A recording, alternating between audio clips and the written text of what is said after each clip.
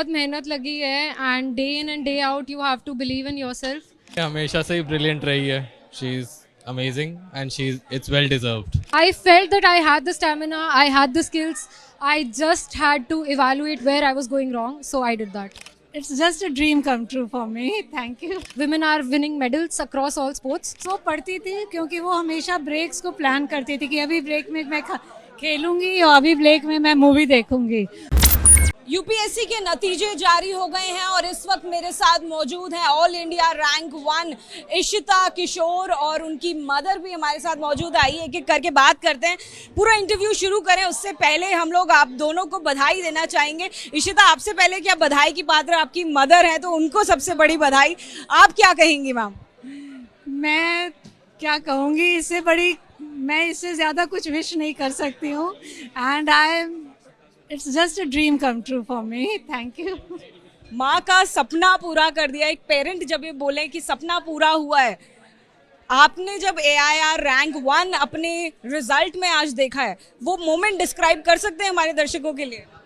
I think वो result की PDF आने के 2-3 मिनट पहले से मुझे बहुत सारे कॉल्स आने लगे थे, तो my friends started calling me and it was a very happy moment. देखिए, इशिता के भाई ईशान भी हैं, उनसे भी बात करते हैं। बहन को नंबर 1 रैंक मिल गई है, ऑल इंडिया रैंक। प्रेशर आपका ज़्यादा बढ़ गया है क्या इससे ईशान? नहीं, ये हमेशा से ही ब्रिलियंट रही है. She is amazing and she it's well deserved. कैसी तैयारी करती थी बहन? बहुत मेहनत करी है इसने. बहुत मेहनत। कितने घंटे पढ़ती थी? ये बेहतर वही बता पाएगी. जी बिल्कुल। इशिता, अगर हम लोग आपकी तैयारी की अब बात करें, वो तमाम दर्शक आपको देख रहे हैं जिन्होंने ये एग्ज़ाम देने की कोशिश करी, वो लोग जो हिम्मत नहीं भी कर पाए, वो लोग जो नाकामयाब हो गए, असफल हो गए, उन सबको क्या आप बताएंगी, कैसे तैयारी करती थी? आई थिंक बहुत मेहनत लगी है and day in and day out you have to believe in yourself and keep on studying. So I formulated the strategy for my self and कैसे प्रीलिम्स, मेंस, ऑप्शनल, इंटरव्यू सब manage करना है, तो वो किया. इशिता, एक बड़ी खास बात ये भी पता चली है कि आपने 2 अटेम्प्ट्स इससे पहले भी दिए, दोनों में प्रीलिम्स नहीं निकला, लेकिन इस बार सीधे आप टॉपर बन गई हैं AIR रैंक 1। आखिर ये जो सफ़र रहा, कैसे पहुँचे आप यहाँ तक? आई थिंक बहुत डिसहार्टनिंग तो था ही कि 2 बार प्रीलिम्स पहले स्टेज में ही हम बाहर हो जाएं और आउट हो जाएं, तो बहुत बुरा लगा था. बट वही है that you have to motivate your self that do you really have the stamina for one more attempt and do you think you can do better. So I felt that I had the stamina, I had the skills. I just had to evaluate where I was going wrong, so I did that. SRCC से आपकी पढ़ाई हुई है, commerce की पूरी पढ़ाई है, commerce का नंबर 1 कॉलेज वो माना जाता है, लेकिन आपके ऑप्शनल सब्जेक्ट्स हमने देखे, पॉलिटिकल साइंस, आखिर ये क्या हुआ और कैसे हुआ? क्या वो स्कोरिंग ज़्यादा है? क्या कॉमर्स में स्कोरिंग की परेशानी थी, इंटरेस्ट ज़्यादा है, क्या कुछ? मेरा ग्रेजुएशन इकोनॉमिक्स में था, बट मेरा पॉलिटिकल साइंस सिलेक्टिव भी था, तो थोड़ा सा एक्सपोजर था पॉलिटिकल साइंस से, मुझे आइडिया था.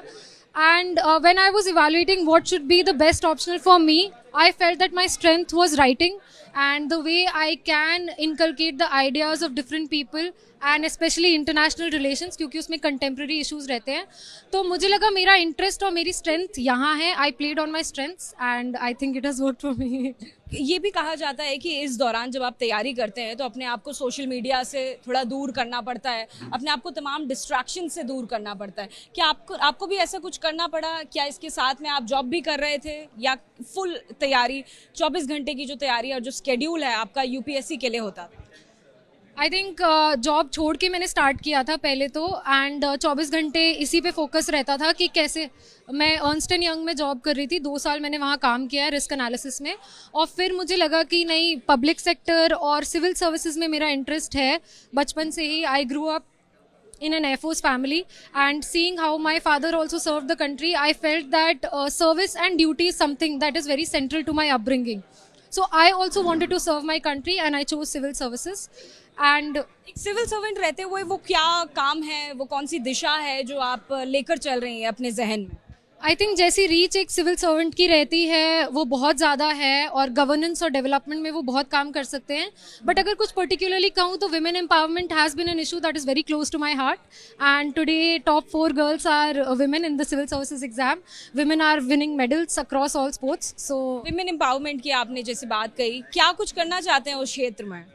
आई think we have to start from the bottom up approach रखना है. ग्रामीण लेवल से स्टार्ट करना है. जैसे कि सेल्फ हेल्प ग्रुप्स होते हैं वो हम बढ़ा सकते हैं. And right up to the corporate sector women have to move away from the middle management to the top management.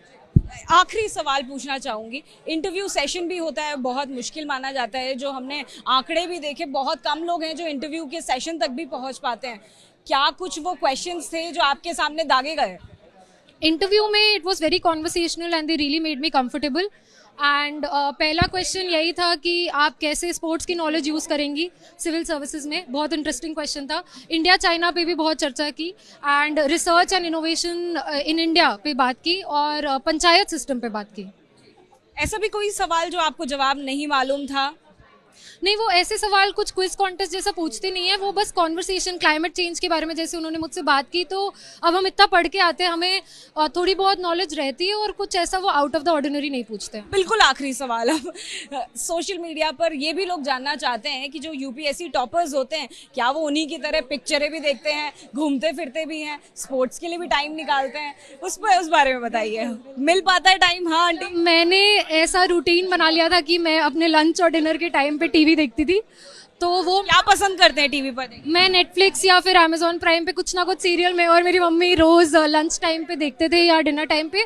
तो अपने ब्रेक्स के बारे में स्ट्रैटेजी बनाया कि कैसे आप एंजॉय कर सकते हैं. सो हाँ, स्पोर्ट्स में भी मैंने स्क्वॉश खेला है, and I use to find opportunities. तो मैं स्क्वॉश सीख रही थी पिछले 2 साल, तो वो भी किया है. लेकिन अपनी ब्रेक्स को स्ट्रैटेजाइज करें कि हाँ अभी खाना खाने बैठी हूँ. तो कितना लंबा ब्रेक लेते थे? मैं काफ़ी, मतलब दिन में मैं 8-9 घंटे पढ़ लेती थी. अब 24 घंटे में 8-9 घंटे हम सो लेते, तो टाइम बच जाता है अपने लिए. Just be very strategic about it. देखिए, मम्मी से भी बात करते हैं. मैम, ब्रेक्स वगैरह इशिता बराबर ले पाती थी, जैसे कि वो बता रही हैं? आप इधर आ सकते हैं थोड़ा जी. ब्रेक्स वगैरह वो ले पाती थी? स्पोर्ट्स को टाइम, टीवी को टाइम, कभी आपको ऐसा नहीं हुआ कि बोलना पड़ा हो कि बेटा कम पढ़ो? नहीं नहीं नहीं, वो पढ़ती थी, क्योंकि वो हमेशा ब्रेक्स को प्लान करती थी कि अभी ब्रेक में मैं खेलूंगी और अभी ब्रेक में मैं मूवी देखूंगी. तो वो एक मूवी वेब सीरीज देखती थी और वो फॉलो करती थी. आपको वो लगातार श्रेय दे रही हैं. तो अगर हम ये जानना चाहें कि एक टॉपर बच्चा घर से निकलता है तो उसकी तैयारी, अपब्रिंगिंग उसके माँ बाप करते हैं, किस तरीके की आपने अपब्रिंगिंग की, कैसा एनवायरनमेंट आपने इशिता के लिए दिया घर में? Are you a strict parent? No, not at all. But I always said that I'm not a strict, but I'm a firm parent. Yes. कि कहीं पे ये गलती करती थी तो मैं ये लिवरेज नहीं देती थी कि अच्छा किया. नहीं, मैं उसे बताती ज़रूर थी कि ये गलत है तो गलत है, तो अब सही है तो सही है. तो जब इशिता ने आपको बताया होगा कि वो कॉमर्स से, जो सबसे अच्छा कॉलेज माना जाता है पूरे भारत में, टॉप 1 रैंक में एसआरसीसी आता है, जब वो कॉमर्स से अपनी चॉइस ह्यूमैनिटीज़ का सब्जेक्ट लेने वाली हैं, तब आपके घर में क्या इसको लेकर डिस्कशन हुआ था? डिस्कशन एक्चुअली एग्ज़ाम उसे देना था, बट स्टिल मैंने उससे पूछा कि तुम ये इतना बड़ा डिसीजन ले रही हो. फिर उसने कहा कि नहीं, मेरी इंटरेस्ट भी है and I want to go ahead in it. मुझे लगता है मैं इसमें ज़्यादा अच्छे से बोल पाऊँगी या कर पाऊँगी. देन शुक्रिया हमसे बात करने के लिए. तो देखिए, इशिता से हमने बात करी, इशिता किशोर और उनकी माता जी.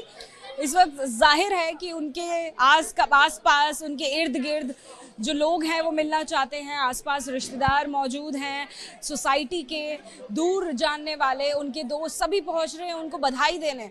इस बार आपको बता दें कि यूपीएससी 2022 का नतीजा जो जारी हुआ है उसमें इशिता किशोर ऑल इंडिया रैंक 1 लेकर आई हैं, और इसी के साथ में टॉप 3 रैंक्स या कहें टॉप 4 रैंक्स लड़कियों को हासिल हुई है, महिलाओं को हासिल हुई है, और जिसमें 3 उम्मीदवार जो हैं वो दिल्ली यूनिवर्सिटी की महिलाएं हैं. जाहिर तौर पर लड़कियों के लिए भी आज बड़ा दिन है. कैमरा पर्सन मनोज त्रिपाठी के साथ अजातिका सिंह, गाजियाबाद.